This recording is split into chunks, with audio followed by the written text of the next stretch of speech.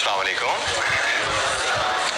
अच्छा जी, हमारी डिस्कशन कल हुई थी इन्वेंट्री वैल्यूएशन में cost of the inventory FIFO एफको। FIFO के तहत स्टोर लेजर कार्ड कैसे बनाया जाता है और cost of issues and cost of closing stock measure करना। एफको के तहत स्टोर लेजर कार्ड कैसे बनाया जाता है और एफको के तहत cost of issues and cost of inventory measure करना। हमने इलस्ट्रेशन 3 क्लास में की थी। 4 आई बिलीव आपको होम असाइनमेंट में 2 and 3 हमने कर ली थी, 4 आपको होम असाइनमेंट में दी गई थी। तो इसमें कोई मसला बाय द वे? गुड। और हम फिर डिस्कशन कर रहे थे इलस्ट्रेशन 5 के ऊपर, जो कि हम कंप्लीट नहीं कर पाए थे। उसमें अभी हमारी कुछ ट्रांजैक्शंस रहती थी। अप टू 19 जुलाई हमने ट्रांजैक्शंस डिस्कस कर ली थी। उसके बाद की कहानी थोड़ी सी रहती है, उन पर हम बात करेंगे। तो कोई सवाल, किसी किस्म का कोई सवाल कल के लेक्चर से, कोई टर्म, कोई एक्सप्लेनेशन आपको समझ ना आई हो?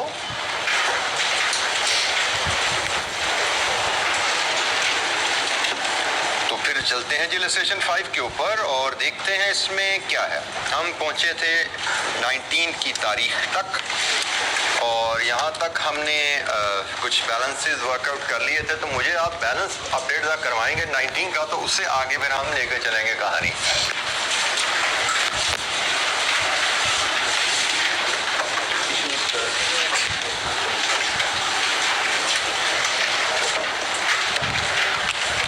इलस्ट्रेशन नंबर 5 की कंटिन्यूशन है हमारी और इसमें पहला कॉलम डेट का 1, 2,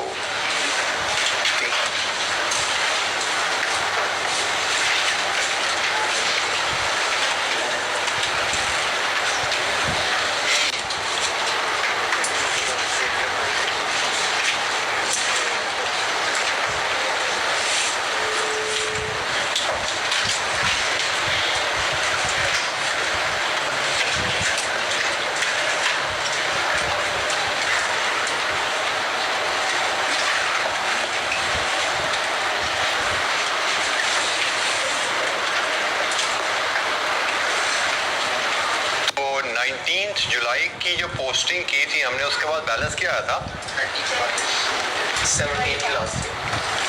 17 की पोस्टिंग की थी हमने, 19 की कर ली थी ना हमने। तो बैलेंस क्या बचा था? 25 यूनिट 60.1 वाले जी, और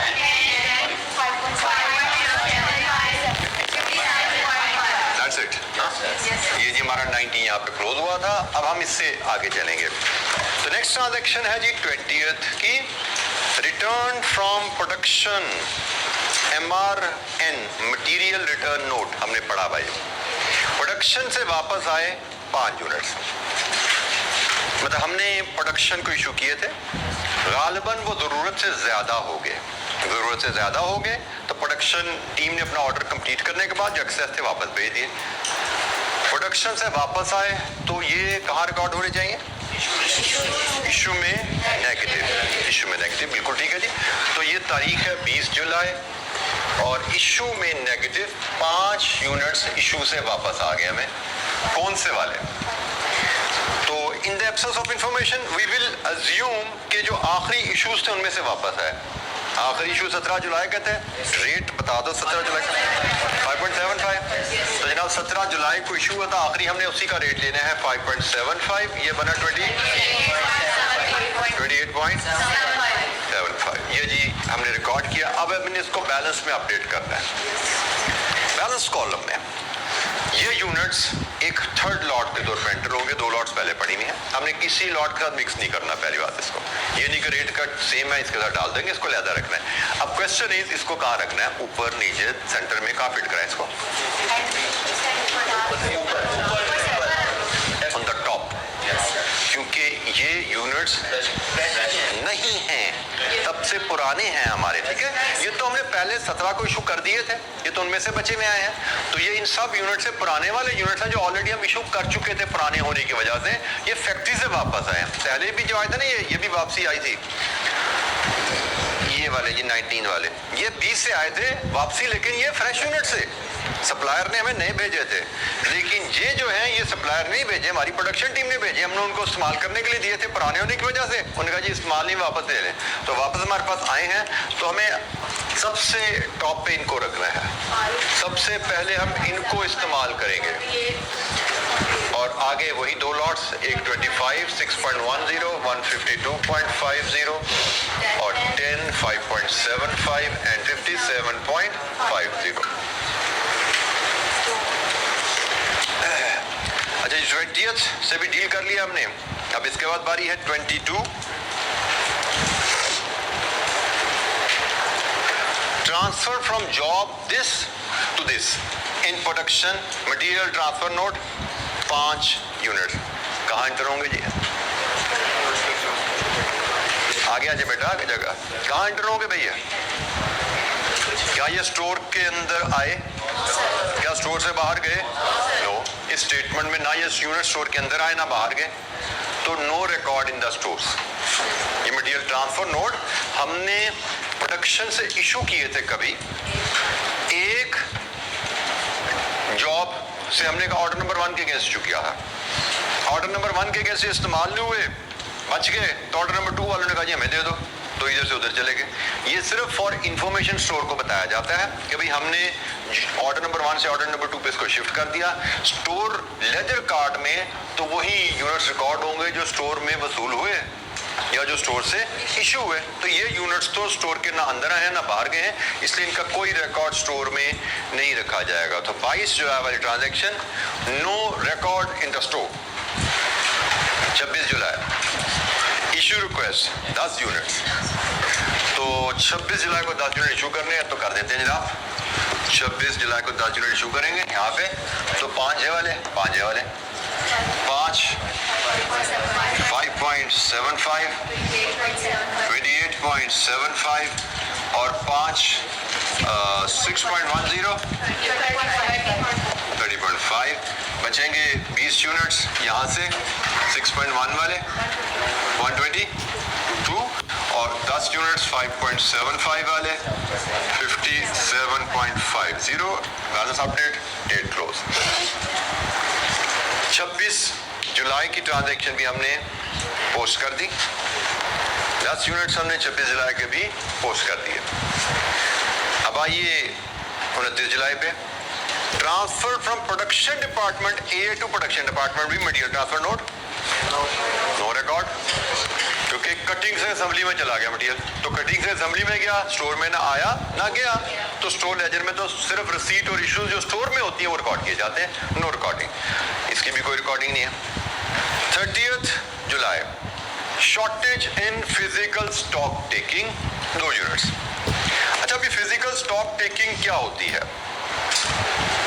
हमने पढ़ा है कि इन्वेंट्री जो है एक इम्पॉर्टेंट कंपोनेंट है किसी भी ऑर्गेनाइजेशन की कॉस्ट का। हमने पढ़ा है कि इन्वेंट्री के रिसीविंग, इशूइंग और मेंटेनेंस के ऊपर प्रॉपर कंट्रोल्स और प्रोसीजर होने चाहिए, इनकी रिकॉर्डिंग के ऊपर प्रॉपर कंट्रोल्स और प्रोसीजर होने चाहिए, ताकि इन्वेंट्री की कॉस्ट को हम कंट्रोल कर सकें। उसी कंट्रोल प्रोसेस में एक अहम स्टेप होता है physical stock taking. Physical stock taking different तरह से की जाती है, उस पर अभी हम बात करेंगे थोड़ा सा आगे चल के। बट जनरली ऑर्गेनाइजेशन में periodic, monthly, 6 monthly, quarterly, annually frequency पे फिजिकल स्टॉक टेक, मतलब हेड ऑफिस से टीम जाती है स्टोर्स में और वो फिजिकल काउंट करती है इन्वेंट्री को और लेजर कार्ड से मैच करती है कि भाई लेजर कार्ड पे कितने यूनिट्स लिखे हुए हैं और फिजिकली कितने यूनिट्स लिखे हुए हैं।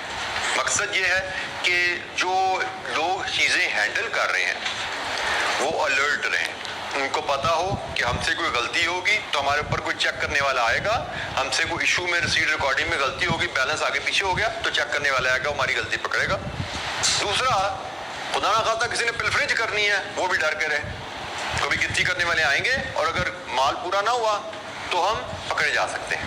तो फिजिकल स्टॉक टेक इसलिए किया जाता है, गलती हो तो पता लग जाए। फॉर एग्जाम्पल इशू 10 यूनिट किए थे, लिख 12 दिए, रिसीव 100 किए थे, लिख 200 दिए। गलती हो तो पता लग जाएगा, जब मैच नहीं करेगा हम इन्वेस्टिगेट करेंगे अभी फर्क कहाँ आ गया, क्यों फर्क आ गया। तो अगर हमें कहा गया ये स्टॉक टेक हुई, उसमें 2 यूनिट्स कम निकले, अब वो कम निकले डैमेज होने की वजह से, पिलफरी की वजह से, हमें इससे गर्ज नहीं है, लेकिन fact of the matter is 2 units physically कम पड़े हुए हैं। जैसे यहां पे स्टॉक में आ रहे हैं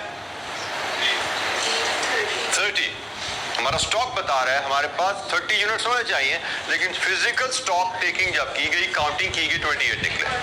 ठीक, अच्छा, फिजिकल स्टॉक टेकिंग में अगर तो कोई एरर्स होती हैं उनको हम ठीक कर लेते हैं कि भाई ये गलत पोस्ट हो गया तो इसको ठीक कर लो, पर यहाँ पे तो ऐसा कोई जिक्र नहीं है, उस जगह 2 कम है, कोई एरर का जिक्र नहीं है, तो हम फिर समझेंगे 2 कम है तो शायद चोरी हो गया। ठीक है, तो फिजिकल स्टॉक टेकिंग में अगर कोई शॉर्टेज निकलती है तो उसका एक रेक्टिफिकेशन स्टेप भी होता है। रेक्टिफिकेशन स्टेप क्या है कि आप रिकॉर्ड को फिजिकल स्टॉक से मैच कर दो। फिजिकल कितने पड़े हुए, 28, रिकॉर्ड में कितने हैं, 30, यहाँ पे भी 28 कर दो। उसका तरीका क्या है, 2 यूनिट्स इशू रिकॉर्ड कर लो, 2 यूनिट्स का इशू रिकॉर्ड कर लो। ठीक है, तो ये आप एक स्टेप याद रखना है, ये एग्जामिनर आपको कहेगा नहीं, बट फिजिकल स्टॉक टेकिंग का मकसद ये है कि अगर कोई फर्क निकले, गलती है तो ठीक कर लो, और अगर फर्क किसी और वजह से है तो रिकॉर्ड उसके साथ मैच कर लो। तो हम 30 तारीख को स्टॉक टेक के रिजल्ट में 2 यूनिट्स का इशू रिकॉर्ड करेंगे, और वो भी FIFO के तहत यहां से निकालेंगे, 6.10, 12.20, तो ये बचे 18, 6.10, 109.8, और ये 10, 5.75, 57.50।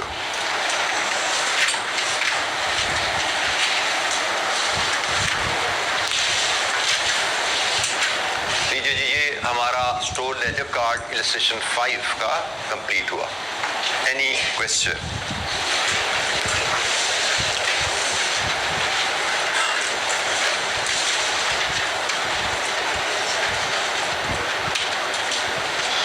कोई सवाल स्टोर लेजर कार्ड 5 हो? ये जो वापस आया कि in the absence of information we assume कि ये हमारे आखिरी इशू था ना, इससे पहले 20 से पहले जो आखिरी इशू था उसमें से वापस आया, तो हम ऊपर जाके देख रहे थे तो हमारा आखिरी इशू 17 जुलाई को था, तो 17 जुलाई को जो हमने इशू किया था वो ये रेट वाला था, तो जो आखिरी इशू था वो वापस आया। जी सॉरी, बेटा अगर 2 यूनिट्स ना आए हों, आपका कहना है कि हमें सप्लाई से ही 2 यूनिट्स कम आए होते, तो अगर सप्लाई से 2 यूनिट्स कम आए होते तो शायद हमारा एक GDN गुड्स डिलीवरी नोट होता है, एक गुड रिसीट नोट होता है, PO होता है, वहां पे कहने की चेक हो जाता है। मैं फिर कह रहा हूं, अगर एरर होगी तो हमें बताया जाएगा भाई ये एरर है, हम उसको हिसाब से रिकॉर्ड ठीक कर लेंगे। फॉर एग्जाम्पल हमें कह सकते थे कि भाई हमने यहाँ पे 5 यूनिट लिख के 5 की जगह 7 इशू कर दिए थे हमने, तो भैया 5 को 7 कर देंगे, फिर मैच हो जाएगा, लेकिन हमें बताया गया है कि भाई डिफरेंस है। अब डिफरेंस जब है और वजह नहीं बताएगी तो हम ये समझेंगे शायद पिलफरेज है, और पिलफरेज है, जो भी रीजन है डिफरेंस की रीजन कोई भी है, डिफरेंस आ जाए, हल एक ही है, उस डिफरेंस को दूर कर दो, रिकॉर्ड को फिजिकल से मैच कर दो। स्टॉक टेकिंग का मकसद डिफरेंस तलाश करना और उस डिफरेंस को रिकॉर्ड में से मैच करवा देना, खत्म कर देना मामला। अब इन्वेस्टिगेशन होती रहेगी, ये 2 यूनिट्स कहाँ गए वो रहता बात है, लेकिन फिलहाल जो टीम आई है उसने स्टोर इंचार्ज को क्या कहना, भाई 28 पड़े हुए इधर, तुम्हारे रिकॉर्ड में मैंने 28 कर दिए, आइंदा फर्क ना निकले। 2 कहाँ गए वो देखते रहेंगे। CCTV कैमरास लगे होने चाहिए खासतौर पर स्टोर्स में जहाँ पे वैल्यूएबल आइटम पड़ी है, ताकि आप ट्रेस कर सकें, देखें जहाँ पे खुदा न खास्ता अगर वो पिलफरेज है, डैमेज है, क्या हुआ है पता लगे। जी एनी क्वेश्चन? इसको रिकॉर्डिंग करेंगे, जब हमने पहले पढ़ा था तो हमने कहा था ना कि हम स्टोर डिपार्टमेंट वालों को भी नोट इशू करेंगे। बेटा हम जब ट्रांसफर करते हैं एक डिपार्टमेंट से दूसरे डिपार्टमेंट में, जैसे ये है या ये है, तो स्टोर डिपार्टमेंट को इन्फॉर्म किया जाता है कि भाई आपने जो मटेरियल डिपार्टमेंट ए को इशू किया था वो डिपार्टमेंट ए की जगह डिपार्टमेंट बी इस्तेमाल कर रहा है। अपने रिकॉर्ड में आपने इशू करते हुए यहाँ पे डिपार्टमेंट ए लिख लिया था, अब इसको डिपार्टमेंट बी कर लो। अब ये स्टोर लेजर कार्ड है, इसमें क्या लिखा हुआ है? Receipt into store. क्या लिखा हुआ है? Issues from the store. वह है बैलेंस इन द स्टोर। तो जब ट्रांसफर हो रहे हैं एक डिपार्टमेंट से दूसरे में, वो रिसीट या इशू नहीं हो रहे स्टोर में, ठीक है? वो सिर्फ एक डिपार्टमेंट दूसरे पे जा रहे हैं। गए स्टोर से थे माजी में चले गए थे, लेकिन जब गए थे हमने लिख लिया था, तो अब सिर्फ जो गए हैं उनकी डेस्टिनेशन बदल गई है, तो हम डेस्टिनेशन यहाँ पे अपडेट कर लेंगे। कॉपी आएगी इनको, मटेरियल ट्रांसफर नोट की कॉपी भेजी जाती है स्टोर रिकॉर्ड को, लेकिन वो अपनी सिर्फ डेस्टिनेशन बदलते हैं। रिकॉर्ड में ये जो मटेरियल वहां भेजा था अभी से उधर चला गया, इतना अपडेट करेंगे। रिसीट या इशू रिकॉर्ड नहीं होगा यहाँ पे। जी, एनी अदर क्वेश्चन? कोई और सवाल?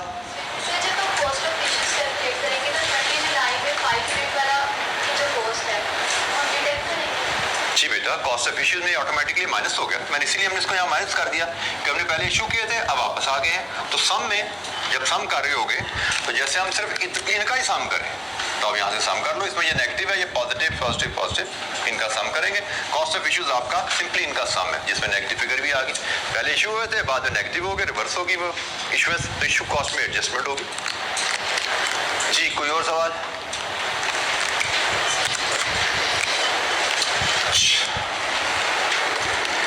अच्छा जी, अब हम चलते हैं अपनी डिस्कशन को लेके लास्ट फेज में, accounting for inventory. You are familiar with this whole story जो हम यहाँ पढ़ने जा रहे हैं। पीरियोडिक इन्वेंट्री की काउंटिंग के दो तरीके हैं, एक पीरियोडिक, एक परपेचुअल। परपेचुअल तो हम कल से करते आ रहे हैं।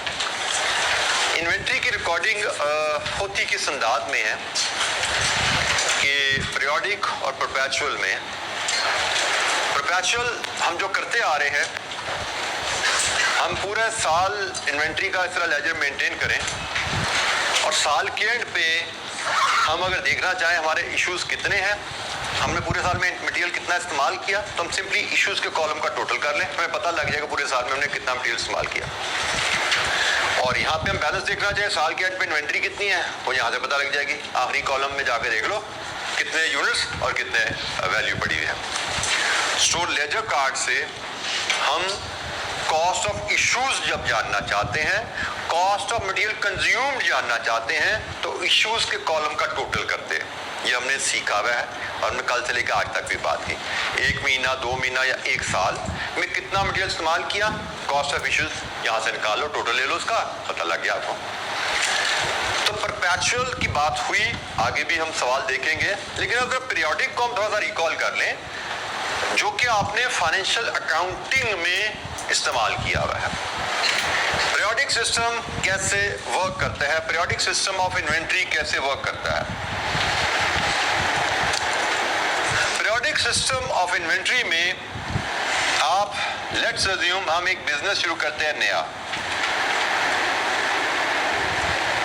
हमने नया बिजनेस शुरू किया। ये सिस्टम आपने फाइनेंशियल अकाउंटिंग में इस्तेमाल करना सीखा हुआ है। आपके पास एक परचेजेस का अकाउंट खुलता है, अकाउंटिंग में एक परचेजेस का अकाउंट खुलता है। आप जितने भी मटेरियल खरीदते हो, material A, material B, material C, सब खरीद के इस अकाउंट में डेबिट करते जाते हैं। ईयर 1 लेट्स अज्यूम हमारा शुरू हुआ कारोबार का, हमने तमाम परचेजेस से थ्रू क्रेडिटर्स के थ्रू हमने खरीदी और यहाँ डेबिट कर दी। लेट्स अज्यूम 1000 की परचेजेस हमने की, यहाँ डेबिट कर दी। हमारा फर्स्ट ईयर ऑफ बिजनेस है। फिर हम सेल्स भी करते रहते हैं, हम उस सेल्स की तरफ अभी नहीं जाते, हम सिर्फ परचेजेस और इन्वेंट्री और कॉस्ट ऑफ इश्यूज पे तवज्जो रखते हैं, क्योंकि ये चीज़ हमने अभी सीखी ना परपेचुअल में, परचेजेस, इश्यूज एंड इन्वेंट्री। तो वही चीज़ें पीरियोडिक में कैसे रखी जाती हैं, परचेजेस परचेज अकाउंट में डाल दी जाती हैं। सारा साल इसमें से मटेरियल इस्तेमाल होता रहता है, लेकिन उसको रिकॉर्ड पीरियोडिक सिस्टम में इश्यूज को साथ साथ रिकॉर्ड नहीं किया जाता। इसको पीरियोडिक कहा इसलिए जाता है, इसमें जैसे जैसे मटेरियल कंज्यूम हो रहा है साथ का साथ आप रिकॉर्ड नहीं करते। इसकी रिक्वायरमेंट क्या होती है कि आपका साल जब खत्म होता है तो आप अपना एक P&L अकाउंट बनाओगे और अपनी परचेजेस को उठा के P&L में ट्रांसफर कर देते हैं एज कॉस्ट। कोई अगर रिकॉल ना हो, कनेक्ट ना हो अपनी अर्लियर स्टडी से तो पूछिएगा। इसके बाद आप देखते हो भाई ये तो मैंने सारी की सारी परचेजेस उठा के डाल दी P&L में, तो क्या मैंने सारी परचेजेस कंज्यूम भी कर ली हैं? उसके लिए आप जाते हो फैक्ट्री, देखते हो भी माल कितना पड़ा हुआ है, कुछ बचा हुआ है हमारे पास, फिजिकल काउंट किया, उसकी कॉस्ट डिटरमिन की FIFO आपको जिस भी तरीके से, और उसको कैलकुलेट करके आपने एक इन्वेंट्री का अकाउंट ओपन किया। इन्वेंट्री का अकाउंट ओपन किया आपने, डेबिट उसी हमारा 100 रुपए का स्टॉक बचा हुआ था, तो ईयर 1 के एंड पे आपने P&L क्रेडिट होगा और इन्वेंट्री डेबिट हो जाएगी 100 रुपया। अब ये डाटा आपको क्या बता रहा है कि पूरे साल में आपने 100 रुपए की 1000 की परचेजेस की और साल के एंड पे आपके पास 100 का क्लोजिंग स्टॉक पड़ा हुआ है। इसका मतलब कंजम्पशन कितने किया? 100। पीरियोडिक सिस्टम में आपकी कंजम्पशन पीरियड एंड पे निकलेगी जब P&L बनेगा, साथ के साथ नहीं निकलती। परपेचुअल सिस्टम में आप जब मर्जी चाहो अपनी कंजम्पशन कैलकुलेट कर सकते हो, जब मर्जी चाहो अपनी क्लोजिंग स्टॉक को देख सकते हो, लेकिन पीरियोडिक सिस्टम में ऐसा नहीं होता। पीरियोडिक सिस्टम में आप परचेज करी जा रहे हो, एक लेजर में तमाम डिफरेंट मटेरियल की परचेजेस डेबिट किए जाते हैं। एक लेजर अकाउंट खुलता है, एक टी अकाउंट खुलता है जिसमें तमाम तरह के मटेरियल की परचेजेस डेबिट कर दी जाती हैं। जब साल खत्म होता है वो परचेज अकाउंट P&L में क्लोज किया जाता है, डेबिट P&L, क्रेडिट परचेजेस। फिर फैक्ट्री में जाके फिजिकल स्टॉक काउंट किया जाता है, कभी टोटल जो परचेज किया था उसमें से बचा कितना, जितना बचा होता है उसकी कॉस्ट एसेट रिकॉर्ड कर ली जाती है, डेबिट इन्वेंट्री, क्रेडिट P&L। ठीक है, तो ये P&L में नेट हमारी 900 की मटेरियल की कंजम्पशन चार्ज होगी। 100,000 का खरीदा था, 100 का स्टॉक में पड़ा हुआ है, 1000 माइनस 100, 900 का डेबिट नेट आ गया ना यहाँ पे। ये हमारा कंजम्पशन की फिगर यहाँ से इस तरह निकली पीरियोडिक सिस्टम के तहत। अच्छा, ये सिस्टम आप फाइनेंशियल अकाउंटिंग में यूज करते थे, ये वही की वही ही बात रहेगी। हमारी कॉस्ट अकाउंटिंग में ये डिस्कशन शायद आज के बाद शायद ना आए। कॉस्ट अकाउंटिंग में ये डिस्कशन शायद आज के बाद हमारी इस क्लास में ना आए। सिर्फ आपको डिफरेंशिएट करने के लिए मैंने आपको याद कराया कि भी वहां पे आप ऐसा करते थे पीरियोडिक सिस्टम में। परपेचुअल सिस्टम से भी आप फेमिलियर हो, लेकिन उसको अब हम लिंक करते हैं यहाँ पे कॉस्ट अकाउंटिंग में, क्योंकि कॉस्ट अकाउंटिंग में हम परपेचुअल सिस्टम को लेके चलते हैं। वजह क्या है? कॉस्ट अकाउंटिंग में हम as we produce a product we want to measure its cost. हमने तो कॉस्ट अकाउंटिंग की कहानी शुरू यहां से की थी ना, कभी फाइनेंशियल अकाउंटिंग का साल तो साल के एंड में बता देती है कि भाई इतने यूनिट बेच के पैसे कमाए थे और यूनिट बनाने पे इतना खर्चा आया था। अब पर यूनिट कॉस्ट क्या आई वो हमें कॉस्ट अकाउंटिंग ही बताएगी, फाइनेंशियल अकाउंटिंग नहीं बताती। जुलाई के पहले महीने में कुछ यूनिट बनाए थे, उनकी कॉस्ट क्या थी, सितंबर में यूनिट की कॉस्ट क्या थी, दिसंबर में क्या थी, फाइनेंशियल अकाउंटिंग ये नहीं बताती। फाइनेंशियल अकाउंटिंग तो कहती जी इतने 1000 यूनिट बना के बेचे थे, बेच के 1 लाख कमाया और 1000 यूनिट का खर्चा आया था 80,000 पूरे साल में, खत्म होगी कहानी, 20 रुपये मुनाफा आ गया। तो अगर हम जानना चाहते हैं कॉस्ट पर यूनिट तो कॉस्ट अकाउंटिंग का सहारा लेना है। और कॉस्ट अकाउंटिंग पे जब हम जाएंगे तो हमें जनवरी में कॉस्ट चाहिए, फरवरी में कॉस्ट चाहिए, मार्च में कॉस्ट चाहिए, तो हमें साथ का साथ कंजम्पशन मटेरियल रिकॉर्ड करेंगे तो कॉस्ट निकलेगी। तो हम उसकी तरफ चलते हैं परपेचुअल सिस्टम की तरफ कि परपेचुअल सिस्टम फिर कैसे काम करता है और उसकी मदद से हम प्रोडक्शन कॉस्ट कैसे हासिल कर पाते हैं। क्योंकि perpetual system deals only with material, लेकिन प्रोडक्शन कॉस्ट में सिर्फ मटेरियल तो नहीं होता। Production cost means factory cost. तो फैक्ट्री कॉस्ट में क्या क्या आ जाता है? मटेरियल भी है, लेबर भी है, प्रोडक्शन ओवरहेड्स भी हैं, डायरेक्ट मटेरियल भी है, डायरेक्ट लेबर भी है, प्रोडक्शन ओवरहेड्स भी हैं। तो हमने प्रोडक्ट की कॉस्ट जब मेजर करनी है तो उसका मतलब है प्रोडक्शन कॉस्ट। और ये जब हम इन्वेंट्री सिस्टम की बात कर रहे हैं परपेचुअल, ये तो सिर्फ इन्वेंट्री का सिस्टम है ना, मटेरियल कॉस्ट यहाँ से निकलती है। तो हम मटेरियल कॉस्ट का हिसाब रखना भी जरा देखते हैं परपेचुअल सिस्टम से। फिर प्रोडक्ट कॉस्ट का हिसाब रखना, उसका भी थोड़ा ओवरव्यू मैं आपको देता हूँ हम कैसे लेते हैं कॉस्ट अकाउंटिंग में। अच्छा, अच्छा जी, मैंने जैसे आपको कहा कि पीरियोडिक में तो आपने परचेजेस का एक अकाउंट खोला और सारे material A, material B, material C सारी की परचेज में डाल दी। परपेचुअल सिस्टम में आप परचेजेस का अकाउंट खोलते ही नहीं हो। परपेचुअल सिस्टम में अगर आप लेजर में जाओगे तो लेजर में आप इन्वेंट्री का अकाउंट खोलते हो, और इन्वेंट्री भी हर इन्वेंट्री आइटम का अलग account, separate inventory. Every of inventory is recorded in a separate inventory ledger. मैंने आपको परचेज में बार बार बोला था, फिर मैं आप कंफर्म करा रहा हूं आपको। परचेज लेजर में आइटम ए, आइटम बी, आइटम सी जितना भी मटेरियल खरीदते हो लेजर अकाउंट ए के सब उधर ही डेबिट होता जाता है पीरियोडिक में। लेकिन परपेचुअल में आइटम ए का लेजर अलग, इन्वेंट्री ए, इन्वेंट्री बी, इन्वेंट्री सी, हर आइटम का रिकॉर्ड लेता है। जितनी आइटम्स मटेरियल की इन्वेंट्री का बाय करते हो हर एक का रिकॉर्ड लेता रखा जाता है। सो इसी अकाउंट में तमाम रसीट्स और इश्यूज रिकॉर्ड किए जाते हैं। ये जो इन्वेंट्री अकाउंट है ये एसेट अकाउंट है। आप समझो इन्वेंट्री अकाउंट आपका, ये जो स्टेटमेंट बनाई है ना, इसी को टी अकाउंट शेप में ले जाओ। रिसीट्स डेबिट साइड पे आ जाती हैं, इश्यूज क्रेडिट साइड पे आ जाती हैं, ठीक है। तो इस रिसीट्स माइनस इश्यू करो, बैलेंस वहां से आसानी से लेजर से निकाला जा सकता है। तो यही जो इन्फॉर्मेशन हम इस स्टोर लेजर कार्ड में मेंटेन कर रहे हैं, इसको लेजर अकाउंट में भी आसानी से पोस्ट किया जा सकता है। तो तमाम रिसीट्स डेबिट साइड पे, तमाम इश्यूज क्रेडिट साइड पे, ठीक है। तो लेजर और हमसे रिसीट्स माइनस इश्यूज हमारा लेजर से बैलेंस हमारा निकल आता है। तो जनाब एक लेजर अकाउंट मिलेगा, उसमें हर इन्वेंट्री का एक लेजर है, उस इन्वेंट्री की रिसीट भी वहां रिकॉर्ड होंगी, इश्यूज भी वहां रिकॉर्ड होते हैं। और account shows at all times inventory in hand and it's cost. तो रिसीट्स माइनस इश्यूज करो तो इन्वेंट्री इन हैंड की वैल्यू भी हमें मिल जाती है। ये जी इन्वेंट्री अकाउंट का एक थोड़ा सा स्पेसिमन टी अकाउंट बना हुआ जी, ये आपका टी अकाउंट है, ठीक है। आइटम ए, आइटम बी, हर आइटम का बनना है। डेबिट साइड पे क्या क्या आएगा? ओपनिंग इन्वेंट्री आती है जी, balance brought down. Debit side पे इसकी परचेजेस आती हैं, और डेबिट साइड पे अगर कोई स्टोर से चीजें वापस आई वो भी आएंगी। प्रोडक्शन को इश्यू किया, वापस आया, वो भी यहाँ पे आएगा। क्रेडिट साइड पे क्या आती है? जो आप मटेरियल इशू करते हैं प्रोडक्शन को, वो क्रेडिट साइड पे आती है। मटेरियल डायरेक्ट भी हो सकता है, मटेरियल इनडायरेक्ट भी हो सकता है, हमें पता ना। अभी आप जरा ध्यान में रखिएगा। अच्छा, ये अकाउंट अभी मैंने आपको एक्सप्लेन करना है, मैं नेक्स्ट स्लाइड में आपको अकाउंट एक्सप्लेन करता हूं। लेकिन फिलहाल इन्वेंट्री के रेफरेंस से बात करें तो मटेरियल रिसीट यहाँ पे आएगी, मटेरियल इश्यूज इधर आएंगे। डायरेक्ट मटेरियल है, इनडायरेक्ट है, जो भी इश्यूज तो यहीं से होने हैं, क्योंकि डेबिट से इजाफा, इन्वेंट्री में इजाफा डेबिट साइड पे, इन्वेंट्री में कमी क्रेडिट साइड पे। मटेरियल सप्लायर को वापस किया, वो भी क्रेडिट साइड पे आ गया, तो मटेरियल में कमी होगी।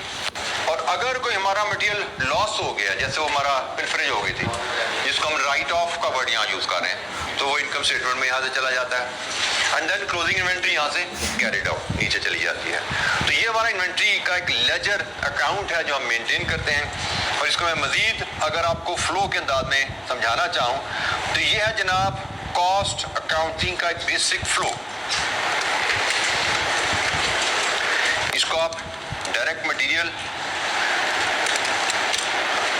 का अकाउंट कह लो,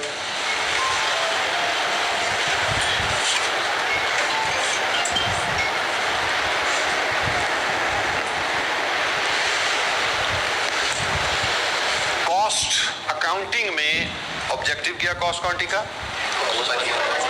कॉस्ट पर यूनिट मेजर करना। अब हमने एक छोटे से ऑर्डर से मिसाल लेके चलते हैं। हमें 50 डेस्क का ऑर्डर आया। अब हम 50 डेस्क की कॉस्ट मेजर करना चाहते हैं।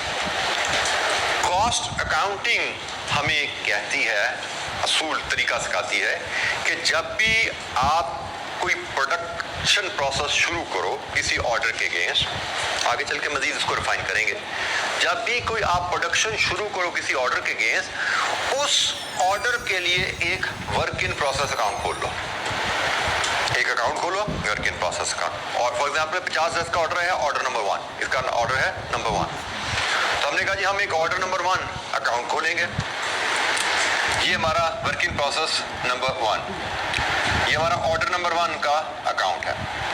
अब ऑर्डर नंबर 1 की प्रोडक्शन पे जितना खर्चा आएगा वो हम इस अकाउंट में रिकॉर्ड करते जाएंगे। अब हम सीखने जा रहे हैं कि कॉस्ट अकाउंटिंग कैसे हमें कॉस्ट पर यूनिट मेजर करने में हेल्प करेगी। ऑर्डर नंबर 1 आया, फैक्ट्री की टीम को किताबों में ऑर्डर नंबर 1 का वर्क इन प्रोसेस अकाउंट खुल गया, भाई इसकी प्रोडक्शन शुरू होने लगी है। प्रोडक्शन कैसे शुरू होती है, पहला स्टेप क्या होगा, प्रोडक्शन टीम क्या करेगी, material issue request, material issue request production team भेजेगी स्टोर की टीम को, स्टोर की टीम उस रिक्वेस्ट के अगेंस्ट मटेरियल इशू करेगी। अब ध्यान रखो यहाँ पे परपेचुअल सिस्टम चल रहा है, ये आपका समझो प्रोडक्शन का हिसाब किताब है, तो ये समझो आपका स्टोर का हिसाब किताब है। प्रोडक्शन ने रिक्वेस्ट कर दी स्टोर डिपार्टमेंट को भी मुझे मटेरियल भेजा जाए, स्टोर वाला क्या करता फिर है भाई, स्टोर वाला इन्वेंट्री का मेंटेन कर रहा है लेजर। लेट्स अज्यूम हम एक ही मटेरियल की बात करते हैं, लकड़ी, अभी सिर्फ एक ही मटेरियल है, तो ये जनाब स्टोर के पास लकड़ी का अकाउंट खुला हुआ है, लकड़ी जब खरीदी गई थी उसने यहाँ पे डेबिट कर दी हुई है। अब ऑर्डर नंबर 1 ने लकड़ी मांगी, इधर क्रेडिट होगी और इधर डेबिट हो जाएगी।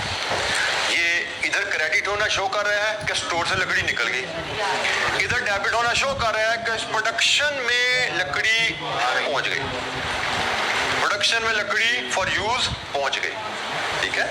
तो प्रोडक्शन प्रोसेस शुरू हुआ, प्रोडक्शन में लकड़ी पहुंच गई इस्तेमाल होने के लिए 100 की, 200 की, 400 की। फिर क्या होगा, इस लकड़ी पे अब हो जाएगा काम शुरू, इस लकड़ी पे कटिंग होगी, ठीक है, इसकी असेंबली होगी, इसकी फिनिशिंग होगी, जिसमें यकीनन लेबर इन्वॉल्व है, ठीक है। अब हमारे यहाँ पे बादा पे फैक्ट्री में सिर्फ एक ऑर्डर पे थोड़ी काम हो रहा होता है, वहाँ पे तो इस तरह के 4 ऑर्डर चल रहे होंगे, एक वर्क इन प्रोसेस से 2 होगा, एक वर्क इन प्रोसेस 3 होगा, सो ये सारे एट अ टाइम चल रहे हैं, इनको भी मटेरियल जा रहा है साथ साथ, इन पे भी काम शुरू हो गया, इधर भी मटेरियल गया, इधर भी मटेरियल गया, काम शुरू हो गया सब पे। लेट्स अज्यूम एक हफ्ता काम चलता रहा, एक हफ्ते में लेट्स अज्यूम कहते हैं काम खत्म हो जाएगा, लेकिन हमने कहा ये एक हफ्ता काम चला है, तो एक हफ्ते बाद हम वीकली सैलरीज देते हैं स्टाफ को, वर्कर्स को वीकली सैलरी देते हैं। तो जो लोग इन ऑर्डर्स पे काम कर रहे थे उनकी पेरोल बनी, और हेड ऑफिस ने तमाम वर्कर की तनख्वाहें भेज दी, तो वर्कर की तनख्वाहें हैं, लेबर कॉस्ट डेबिट हो जाएगी, भाई वर्कर को तनख्वाह दी, तनख्वाह की एंट्री क्या डालेगी, debit labour cost, credit bank. अच्छा ये लेबर कॉस्ट यहाँ डेबिट होगी, फिर देखा जाएगा भाई ये लेबर ने काम किस ऑर्डर पे किया है, डायरेक्ट लेबर है ना, डायरेक्ट लेबर कौन सी होगी, which can be traced with accuracy to the product, हमें पता लगेगा भाई इसमें से कितने लोगों ने इधर काम किया, कितनों ने इधर काम किया, कितनों ने इधर काम किया। तो जनाब जिस वर्कर ने जहां काम किया, जितनी तनख्वाह जिस वर्कर की है, उसने जिस डिपार्टमेंट में काम किया, उसकी तनख्वाह उस ऑर्डर में मजीद ट्रांसफर कर दी जाएगी।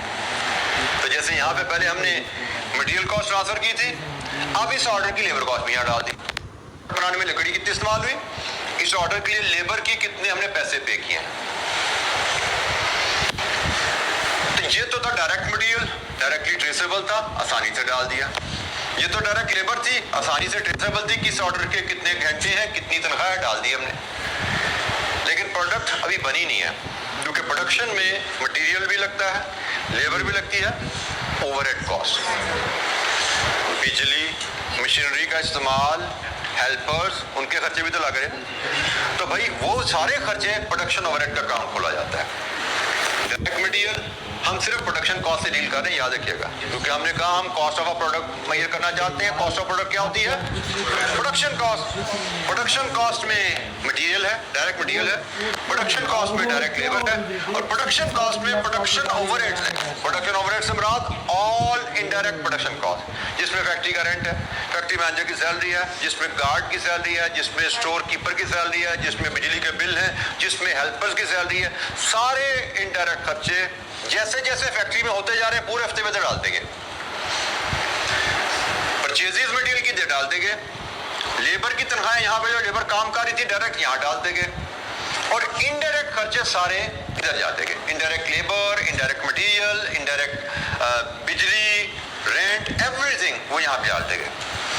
वीक एंड पे जब प्रोडक्शन खत्म होती है, जब ये ऑर्डर कंप्लीट हो रहा है, तो फिर अंदाजे से इन खर्चों को भी हर जॉब में तकसीम कर दिया जाता है अंदाजे से।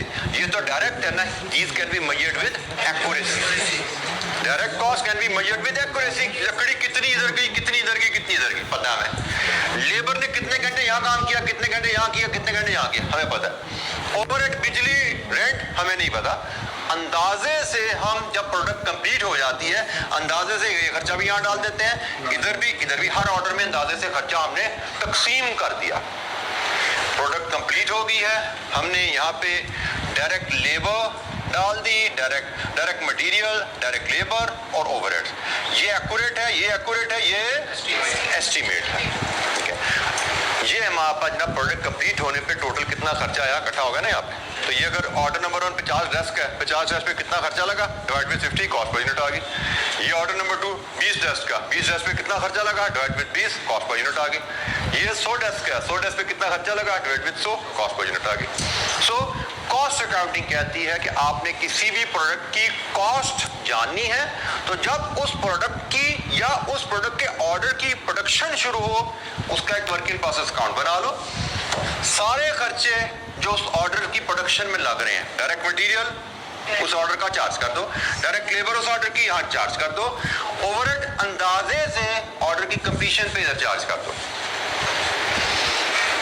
और जब ऑर्डर कंप्लीट हुआ, ये आपकी ऑर्डर की कॉस्ट है। इस इंफॉर्मेशन से आप आसानी से कॉस्ट पर यूनिट निकाल सकते हैं। और बाय द वे जब ऑर्डर कंप्लीट हो जाता है तो ये टोटल कॉस्ट है, इसको यहाँ से निकाल के फिनिश गुड में भेज दी जाती है। वही प्रोडक्शन का काम खत्म हो गया। वर्क इन प्रोसेस में तब तक सिर्फ कॉस्ट पड़ी हुई है जब तक प्रोडक्शन प्रोसेस चल रहा है। जब प्रोडक्शन प्रोसेस खत्म हो गया तो भाई goods, finish good warehouse में चले कि उधर भेज दो, अकाउंटिंग एंट्री पास कर दी जाती है, फिनिश गुड्स को भेज दी जाती है।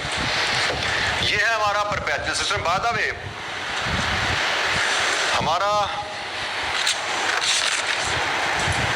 अगला चैप्टर यही है, प्रोडक्शन ओवरहेड्स, कि हम किस तरह प्रोडक्शन ओवरहेड्स को, वर्क इन प्रोसेस को एस्टिमेटेड बेसिस पे चार्ज करें, हम यहां से कॉस्ट पर यूनिट कैसे बना सकते हैं। ठीक है, अगला हमारा पूरा चैप्टर है, इस पर काफी हमारी डिस्कशन डिटेल में होनी है।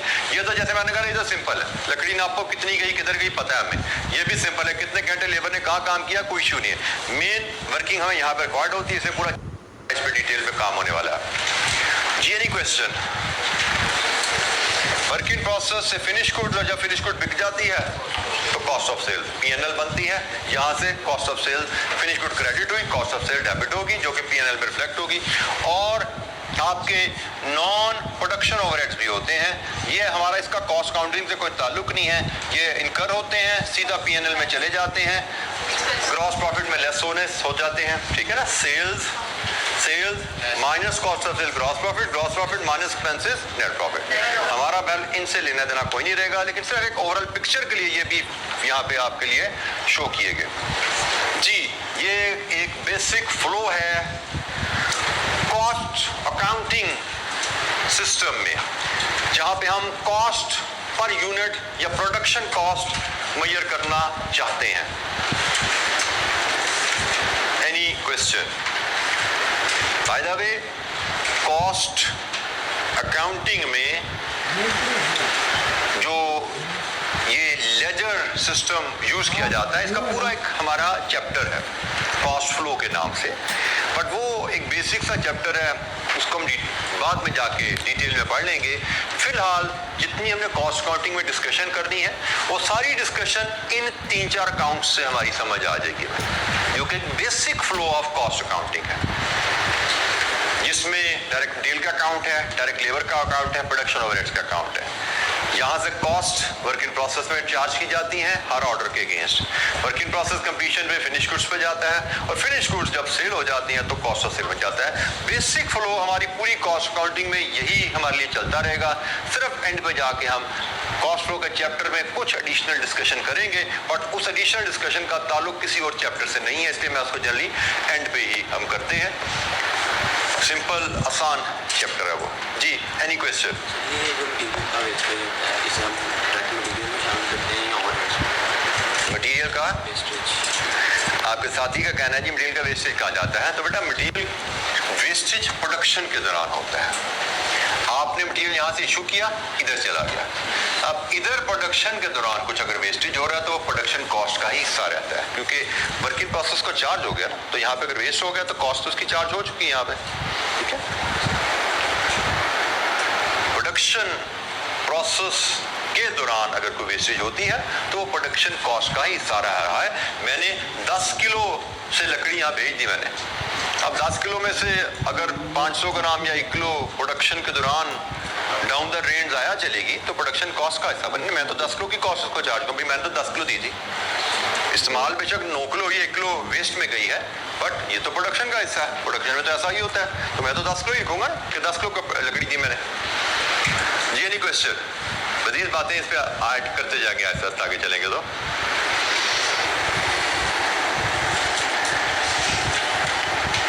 अच्छा, अभी हमने सिर्फ बेसिक फ्लो ही समझना था। अकाउंटिंग का फ्लो मैंने आपको परपेचुअल में कैसे चलता है वो भी बता दिया।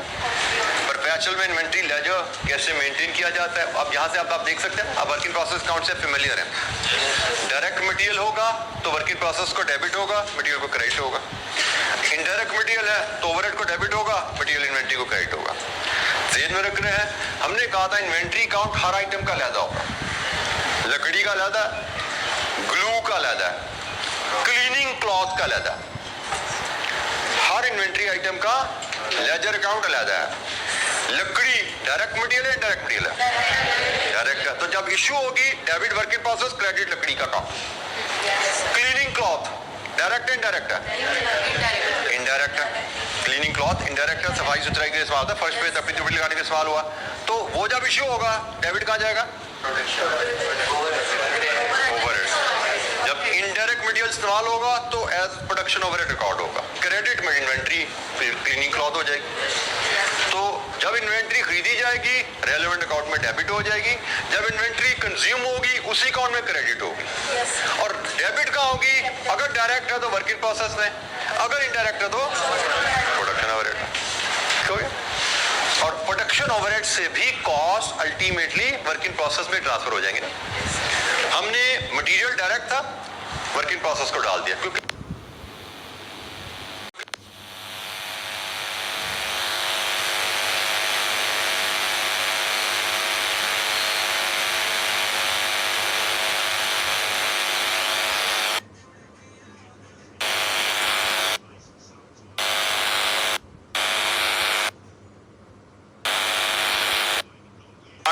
कैसे हम कॉस्ट पर यूनिट में कन्वर्ट कर पाते हैं एक सिस्टमैटिक मेथड की मदद से।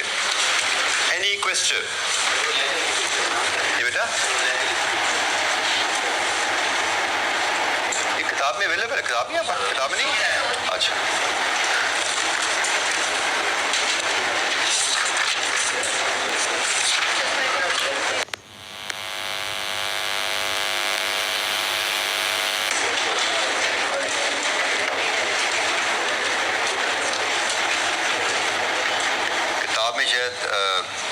किसी और अंदाज में समरी दी गई थी, लेकिन बहरहाल अच्छा, ये जो कुछ टर्म्स हैं, इन टर्म्स को इन्वेंट्री कंट्रोल प्रोसीजर की हेडिंग में हम पढ़ रहे हैं। ये भी अगेन कुछ ना कुछ हमें सवालों में कहीं यूज़ हो जाएगी, हमें लिखने को नहीं कहा जाएगा, लेकिन कहीं ना कहीं यूज़ हो सकती हैं। परपेचुअल इन्वेंट्री से हम फेमिलियर हैं, इस पर हमारी काफ़ी बात हो चुकी है। Periodic stock taking. Periodic stock taking का मतलब फिजिकल काउंट करना, पीरियोडिक स्टॉक टेकिंग का मतलब इंटरवल पे स्टॉक टेकिंग करना, इंटरवल पे स्टॉक काउंट करना। जैसे मैंने कहा था, company has a policy to stock take every 6 months, this is called periodic stock taking. हर 6 महीने बाद कंपनी की टीम, हेड ऑफिस की टीम जाके फिजिकल स्टॉक काउंट करती है, periodic stock taking. Continuous stock taking, continuous stock taking, company की team हर वक्त स्टॉक की काउंटिंग करती रहती है, लेकिन शायद रोज करती है, लेकिन रोज सारी आइटम की नहीं करती। जब हम पीरियोडिक स्टॉक टेकिंग करते हैं ना, साल में आपने 2 दफा करना है या 1 दफा करना है, हर आइटम का करना है आपने। 1 दफा करेंगे, सारी आइटम 1 दफा करेंगे आप। फॉर एग्जाम्पल, आपने मोस्ट कॉमन प्रैक्टिस है ईयर एंड पे स्टॉक टेक होता है। जैसे अभी 30 सितंबर गुजरा, हमारे कितने ही शुगर के क्लाइंट थे, उनका ईयर एंड 30 सितंबर होता है। तो टीम मैनेजमेंट की, कंपनी की टीम हेड ऑफिस से जाती है फैक्ट्रीज में, स्टॉक काउंट करती है, और हमें एज एन ऑडिटर हमारी रिस्पॉन्सिबिलिटी होती है जाके देखना कि क्या कंपनी की टीम स्टॉक काउंट कर रही है। हम जाके उनको ऑब्जर्व करते हैं कि क्या वो स्टॉक काउंट कर रहे हैं और सही कर रहे हैं। उनके साथ मिलकर हम सैंपल बेस पे हम भी कुछ काउंटिंग कर लेते हैं, थोड़ी सी हमारी टीम भी कर लेती है। तो जैसे 30 सितंबर को अभी हमारी टीम गई हुई थी डिफरेंट हमारे जो शुगर मिल्स हैं उनके स्टॉक काउंट पे। दैट इज पीरियोडिक, साल में 1 दफा करवाया, किया उन्होंने, हमने जाके भी देखा भी। कंटिन्यूस क्या है, बाय द वे पीरियोडिक है ना, पूरी फैक्ट्री का करना है और सारा करना है तो 2-2, 3-3 दिन लग जाते हैं बात का, क्योंकि सामान बहुत ज्यादा होता है, टीम बहुत बढ़ी जाती है। 2-2, 3-3 दिन, कोई 15-20 लोगों की टीम लगती है, फिर कहीं जाके स्टॉक काउंट होता है। कंटिन्यूस स्टॉक टेक क्या है कि भी हम हर रोज स्टॉक काउंट करेंगे, लेकिन सिर्फ रोज करेंगे 5% आइटम का, रोज करेंगे 5% आइटम का, और सिलेक्टिव आइटम का। कि पहले तारीख को ये 5 आइटम होंगी, दूसरी तारीख को ये 5 आइटम होगी, तीसरी तारीख को ये होंगी, एंड सो ऑन। हर रोज जाएंगे, कुछ सिलेक्टेड आइटम का स्टॉक टेक किया करेंगे। मतलब हर वक्त स्टॉक टेकिंग एक्टिविटी जारी है, पूरा साल स्टॉक टेकिंग एक्टिविटी चलती रहती है, इट डज नॉट स्टॉप। लेकिन हर रोज 100% आइटम नहीं हो रही, सिलेक्टेड आइटम्स सैंपल बेसिस पर सिलेक्ट करके, कभी कोई, ताकि थ्रू आउट द ईयर शायद एक आइटम 1 दफा जरूर हो जाए। कुछ आइटम कीमती हैं, वो साल में 2-3 दफा भी हो जाए, ठीक है। ये कंटिन्यूस स्टॉक टेकिंग है। इस स्टॉक टेकिंग में टर्म यूज होती है स्लो मूविंग स्टॉक की।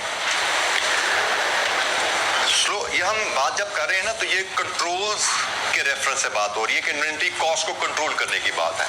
स्टॉक टेकिंग भी इन्वेंट्री कॉस्ट को कंट्रोल करने के लिए की जाती है कि हमारी इन्वेंट्री में पिलफरेज ना हो, चोरी ना हो, लोग डरे रहे कि भाई हेड ऑफिस की टीमें आगे गिनती करती रहती है, चोरी ना करें।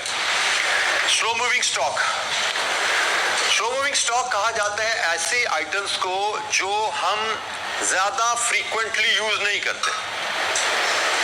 मतलब कुछ आइटम्स हैं जो बड़ी रेगुलरली यूज होती हैं, और कुछ आइटम हैं जो बहुत कम फ्रीक्वेंसी से यूज होती हैं।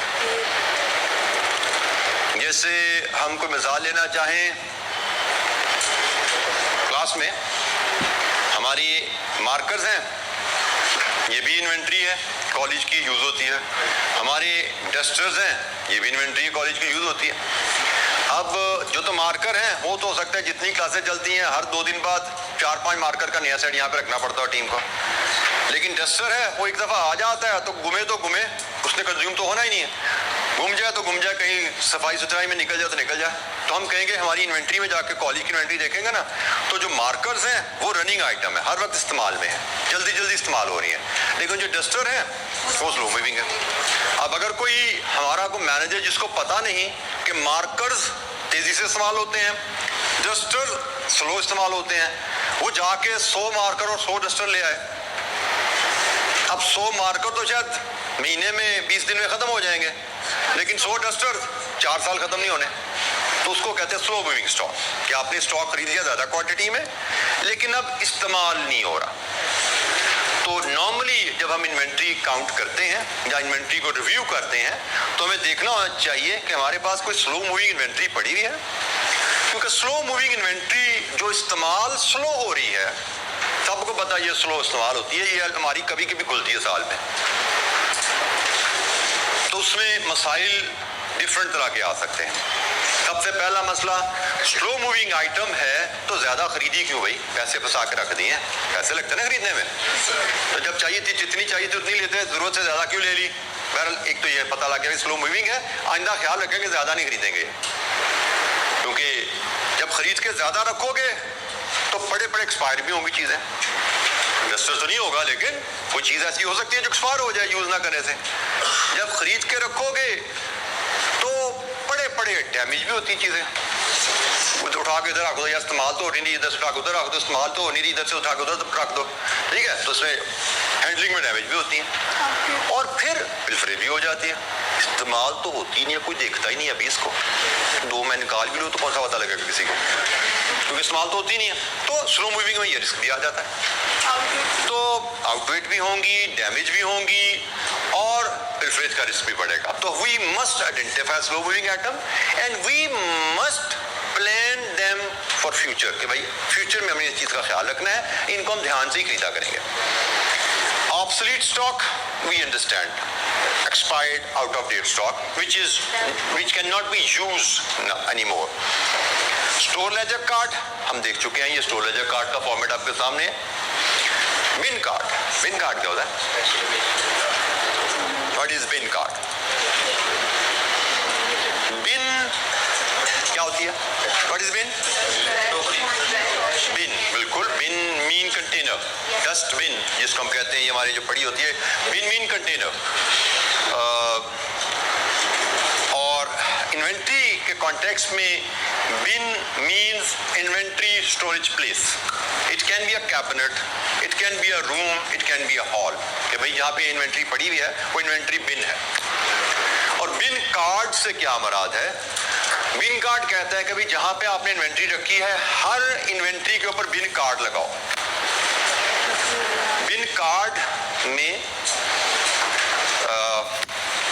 यही तकरीबन इंफॉर्मेशन होती है, लेकिन सिर्फ क्वांटिटी, रिसीट, इशू, बैलेंस, सिर्फ क्वांटिटी। हर फॉर एग्जांपल आपने अलमारी में एक स्टॉक रखा हुआ है, तो अलमारी में कितने यूनिट्स पड़े हुए हैं आपको खोलने की जरूरत नहीं है, अलमारी के ऊपर उसका बिन कार्ड लगा होना चाहिए कि भाई ये इसके ऊपर जिसके ऊपर नाम आ रहा होगा आइटम नंबर 205 और उसकी date wise receipt, issues and balance आपको देखना है, उसके अंदर कितने यूनिट पड़े हैं। You can simply check on the bin card कितने यूनिट्स अंदर पड़े हैं, खोल के काउंट करने की आपको जरूरत नहीं है। फिजिकल वॉक कर रहे हो, राउंड कर रहे हो, सुपरवाइजर आया हुआ है, वो सरप्राइज चेक करना चाहे, अच्छा इसके ऊपर लिखे हुए 200 यूनिट, खोलो जरा 200 अंदर है कि नहीं है, surprise count immediately speedily efficiently हो जाता है। So bin card, receipt, issue and balance लिख के जिस जगह इन्वेंट्री बड़ी है उसके ऊपर पेश कर दिया जाए, उसको बिन कार्ड कहा जाता है। तो ये भी एक कंट्रोल प्रोसीजर है कि हर वक्त रेडीली अवेलेबल है कि इस बिन में कितना माल पड़ा हुआ है, कोई भी इंस्पेक्टर या टीम मेंबर किसी भी वक्त इमीडिएटली चेक कर सकता है। अगर ये इंफॉर्मेशन नहीं अवेलेबल, सरप्राइज चेक करने को टीम आई, उन्होंने कहा जी मुझे काउंट करना है, बताओ इसमें कितने पड़े हैं, और जी मैं चेक करता हूँ, जो रजिस्टर पूरा नहीं है, जब भी मैं लेके आता हूँ इसी चक्कर में टपा दिया कि ये काउंट ही ना हो, इसमें से हमने खुदा ना खासा कोई पिलफरेज हुई पकड़ी ना जाए बात। लेकिन जब बिन लगा होगा, बिन कार्ड लगा होगा, तो ये बहाने किसी के पास नहीं होंगे। तो रेडीली इंफॉर्मेशन अवेलेबल है, इंस्पेक्टर या टीम जो भी आई है इमीडिएटली उसको चेक कर सकती है। जी एनी क्वेश्चन? अच्छा ये चैप्टर के मुझे लगता है डिस्कशन हमारी हो गई है खत्म। तो ये चैप्टर था छोटा सा ही, ज़्यादा कोई लंबा चौड़ा इस पर काम था नहीं। अब हम इस चैप्टर के कुछ करेंगे पास्ट पेपर क्वेश्चंस। इसमें ये तो कुछ है ज़्यादा पुराने, को 2021 का सवाल होगा, ये 2023 स्प्रिंग का है। ऑटम का क्वेश्चन मैंने इंटेंशनली नहीं डाला क्योंकि मेरा दिल चाहता है कि जो मोस्ट रिसेंट अटेम्प्ट है वो लोग अभी भी अपनी बात रखो, और लास्ट मंथ में एक तो मॉक कॉल ही लेगा, उस अटेम्प्ट को मॉक करना। इश्यूज जो आएंगे उसमें वो हम डिस्कस कर लेंगे उस वक्त लास्ट मंथ में इंशाअल्लाह। लास्ट मंथ कौन सा होगा वैसे आपका? फेब का।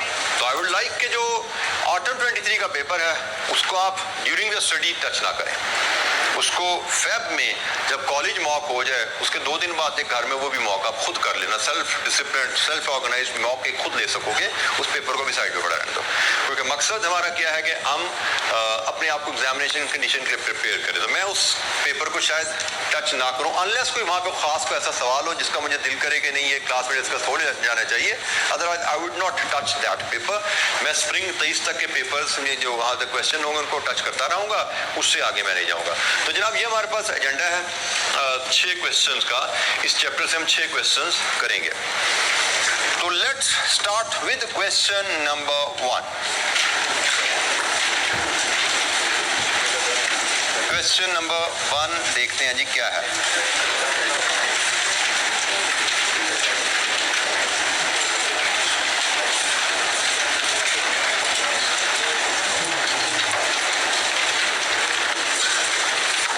क्वेश्चन नंबर 1 हमारे पास अवेलेबल है पेज 23 पे।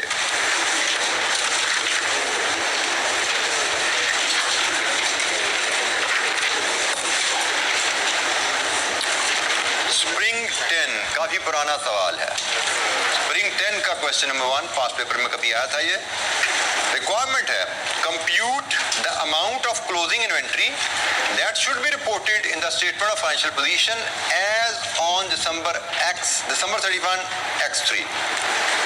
amount of closing inventory that should be reported in the statement of financial position as on December 31.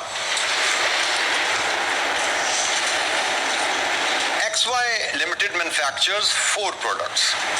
Related data for the year ended 31st December 2023 is given below. Opening inventory units ABCD, उनकी cost, उनकी NRV, production in units. यहाँ पे ये opening inventory नहीं, यहाँ पे hyphen लगा, इस हाइफन को जरा काट दीजिए। ये ओपनिंग इन्वेंट्री की कहानियाँ खत्म हो गई है। ओपनिंग इन्वेंट्री के यूनिट्स, ओपनिंग इन्वेंट्री की कॉस्ट, ओपनिंग इन्वेंट्री की NRV, ये प्रोडक्शन की कहानी आ गई। भाई ड्यूरिंग द ईयर प्रोडक्शन क्या हुई, ये हाइफन से लगता है जैसे ओपनिंग इन्वेंट्री के साथ ये जुड़ी हुई है बात, ये उसके साथ नहीं जुड़ी हुई, ये प्रोडक्शन इन यूनिट्स की बात आ गई।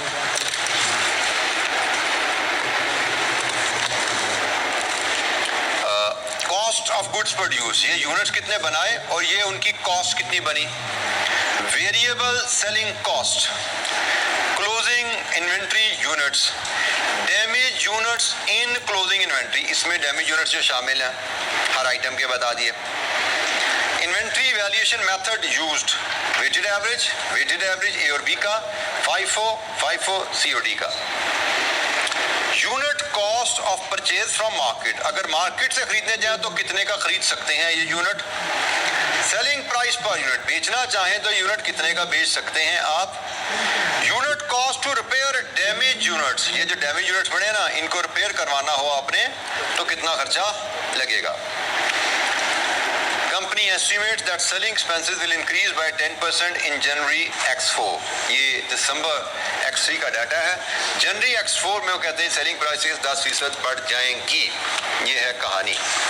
और हमसे कहा गया बताइए इन्वेंट्री आपकी क्लोजिंग स्टॉक की कितनी होगी स्टेटमेंट ऑफ फाइनेंशियल पोजीशन में। हम भी सिर्फ एक आइटम को पकड़ते हैं, ए, उस पे बात करते हैं। ये ए की इन्वेंट्री की वैल्यू हम निकालना चाहें तो कितनी होगी। ए की इन्वेंट्री से मुराद ए का क्लोजिंग स्टॉक कितना है 5000, लेकिन इस 5000 में 300 डैमेज है।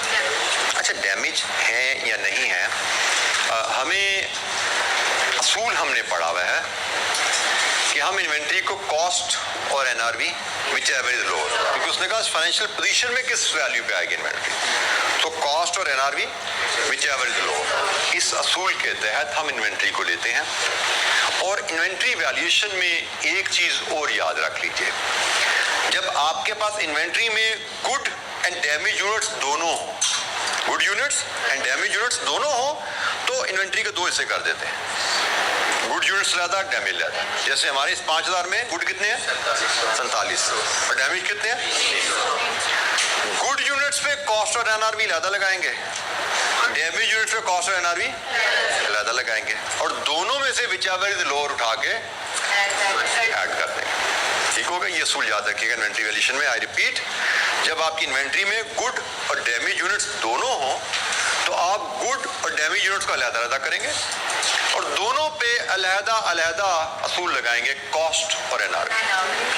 दोनों में अलग-अलग लोअर वैल्यू उठा के दोनों को सम कर देंगे। ये मैं असूल आपको इसलिए अलग बता रहा हूं कि आईकैप के क्वेश्चंस में इस असूल की एप्लीकेशन में कहीं गलती हमें मिल जाती है।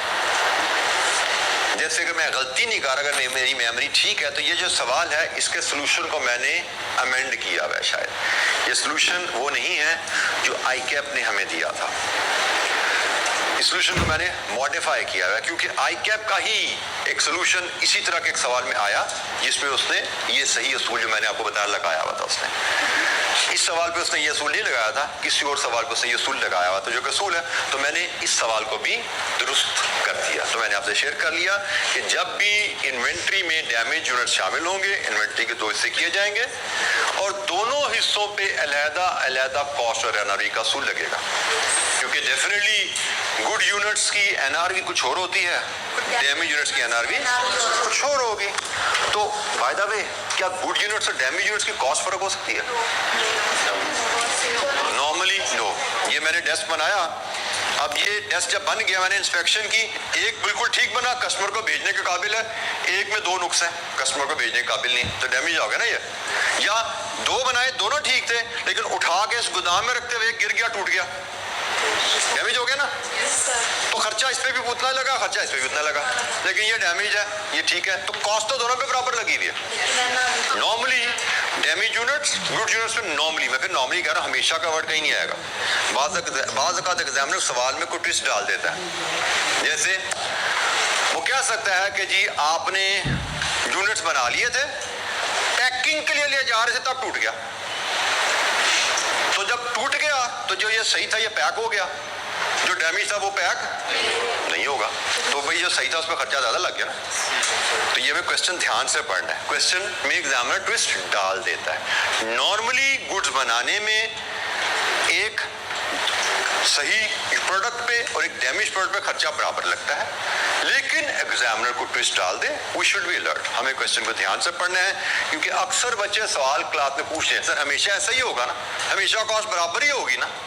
हमेशा कुछ नहीं है यहाँ पे, सवाल को ध्यान से पढ़ना है। एग्जामिनर इस हमेशा वाली चीज को आपकी एक्सप्लॉइट कर जाता है, ठीक है। अच्छा, मुझे लग रहा है सवाल करने का टाइम आपका बचा नहीं है। शायद मैं करता एक प्रोडक्ट हम कर लेंगे तो एक प्रोडक्ट का भी टाइम शायद बच नहीं रहा। तो बल कोई सवाल अगर करना चाहें हम आएंगे इंशाल्लाह, इस पर डिस्कशन स्टार्ट करेंगे, 1 बाय 1 एक-एक करके चलते जाएंगे, करते जाएंगे। एनी क्वेश्चन जो आप अभी तक स्टडी से रिलेटेड करना चाहते हो, कोई बात स्टडीज से रिलेटेड, क्लास कंडक्ट से रिलेटेड, अदरवाइज आप कोई शेयर करना चाहते हो, कोई फीडबैक? ऐसा कंट्रोवर्शियल कॉन्सेप्ट जो है वो एग्जाम में आएगा तो फिर बाद में अगर टीचर्स अच्छा, आपके साथी का सवाल है, सुनिए जरा तवज्जो से। साथी का सवाल है कि उन्होंने टर्म जो यूज की है, कंट्रोवर्शियल कॉन्सेप्ट एग्जाम में आए तो क्या करें? पहली बात, concept is not controversial, concept is very clear, जो मैंने आपको बता दिया। और मैंने जो कहा ना, आईकैप का सोल्यूशन बाज़ का डिफरेंट लाइंस पे हमें मिलता है देखने को, तो उसमें आईकैप की गाइडलाइन बड़ी क्लियर है कि अगर जो आईकैप ने सोल्यूशन दिया, आपसे शेयर किया है, वो आपको लगता है कि डिफरेंट लाइंस पे है और आप किसी और लाइन पे सोल्यूशन देना चाह रहे हो, तो आईकैप का एग्जामिनर सिर्फ एक लाइन का सोल्यूशन लेके नहीं बैठा होता, उसके पास 2 डिफरेंट ऑप्शंस के सोल्यूशन पड़े होते हैं। और कभी ऐसा नहीं होगा कि आपका सोल्यूशन ठीक है और जो आपसे आईकैप ने शेयर किया, हो सकता है उसकी बेसिस पे आपका सोल्यूशन मार्क ही ना हो रहा, मार्कर के पास कोई दूसरा सोल्यूशन पड़ा हो, कोई तीसरा सोल्यूशन पड़ा हो। एग्जामिनर के पास अगर एक सवाल को करने के से ज्यादा तरीके होते हैं तो वो अवेलेबल होते हैं। दूसरी बात, एग्जामिनर आईकैप से बात कर पब्लिशिंग में हो जाती है गलती, सोल्यूशन 2-3 बन के आए थे, जो प्रेफरेंस नंबर 1 था वो पब्लिश नहीं हुआ, प्रेफरेंस नंबर 2 पब्लिश हो गया, तो you don't have to worry about that, ठीक है। आपको एक चीज मैं क्लियर कर दूं, आई विल ट्राई, इसलिए भी मैं कहता हूं कि कॉन्सेप्ट को सीखो पहले, क्योंकि बात का कॉन्सेप्ट मतलब बड़ा कम होता है, बड़ी लेस लाइक्लीहुड है इस लेवल पे कि आपको आईकैप का सोल्यूशन गलत मिले, लेकिन मिल जाता है। जैसे मैंने कहा कि ये सोल्यूशन अगर आप आईकैप की बुक में जाके देखोगे तो शायद डिफरेंट है, इफ आई रिकॉल करेक्टली ये डिफरेंट है। तो आपको सोल्यूशन मिल जाता है उस आपकी लर्निंग के अगेंस्ट, लेकिन वो आपको तब पता लगेगा ना जब अपना दिमाग इस्तेमाल करोगे। आप खुद सोचोगे ये सवाल कैसे हल होना चाहिए, जैसे हमने पढ़ा था, जैसे सीखा था उसके मुताबिक सवाल ऐसे हल होना चाहिए। फिर आप सोल्यूशन को जाके देखोगे तो ही पता लगेगा ना भाई मेरे हिसाब से ऐसा होना चाहिए, यहाँ पे तो किसी और तरीके से हुआ है, तो कोई तो गड़बड़ है। फिर आप अपना दिमाग इस्तेमाल करोगे। लेकिन अगर आपने अपना सवाल खुद किया ही नहीं, सवाल पढ़ा और जवाब देख लिया, तो आपने तो ये सीखना भी इस सवाल को ऐसे करते हैं, फिर तो इतनी सी बात रहेगी ना, इस सवाल को ऐसे करना है, which may not be correct. This is another reason मैं जब कहता हूं सोल्यूशन नहीं देख रहा, सवाल पहले खुद कर लो समझ से, फिर सोल्यूशन देखो। फिर आप इस पोजीशन में होते हो कि भाई मैंने क्या किया था, इसने क्या किया हुआ है, अगर फर्क है तो किसकी बात ठीक लग रही है, और फिर भी समझ रहा है, ब्रिंग इट टू मी कि जी मुझे मेरी समझ से सवाल ऐसे होता है, एग्जामिनर ने सोल्यूशन ऐसा दिया हुआ है, गलती कहाँ पे है। I will try to help you out इंशाअल्लाह, और मुझे लगता है कि मैं आपको इस लेवल पर यकीनन बेहतर गाइडेंस दे पाऊंगा। ठीक है जी, तो आज के इतना ही, कल मिलेंगे, इस क्वेश्चन को लेकर चलेंगे आगे। थैंक यू वेरी मच, अस्सलाम वालेकुम।